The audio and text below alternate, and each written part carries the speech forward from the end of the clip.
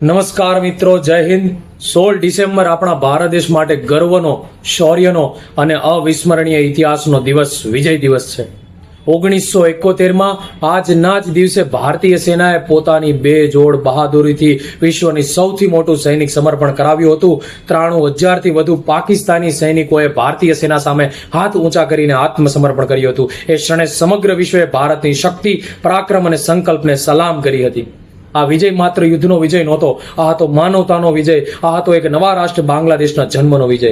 એ શક્ય બનાવવા હતા આપણા દેશના વીર જવાનો, જેઓએ પોતાના પ્રાણને પાંખ પર લઈને એ રાષ્ટ્રને રક્ષણ આપ્યું હતું। મિત્રો, આજે આપણે મોંઘી વાતો નથી કરવી, આજે માત્ર યાદ કરવા છે એ શૂરવીરોને, જેઓ ઘરે પાછા આવ્યા નહીં, જેઓના કફન તિરંગામાં લપેટાઈને આવ્યા હતા, પરંતુ તેમના બલિદાનથી આપણો તિરંગો વધુ ઊંચો લહેરાયો છે।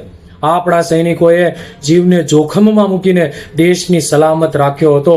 તેમના ખૂનનું એક એક ટીપું આઝાદીનું સૂર્યોદય છે અને આપણે દરેક શ્વાસે એમનો ઋણ ચૂકવવાનો પ્રયત્ન કરીશું। વિજય દિવસ યાદ અપાવે છે કે દેશ માત્ર નકશાની નજરે આવે એવી રેખા નથી।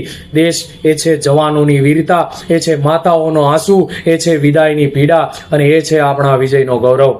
આજે આપણે સૌ મળીને સલામ કરીએ વીર શહીદોને, જે આપણું આવતીકાલને સુરક્ષિત રાખવા પોતાનું આજ આપીને ગયા। શત શત નમન કરીએ એવા વીર શહીદોને। જય હિન્દ, જય ભારત।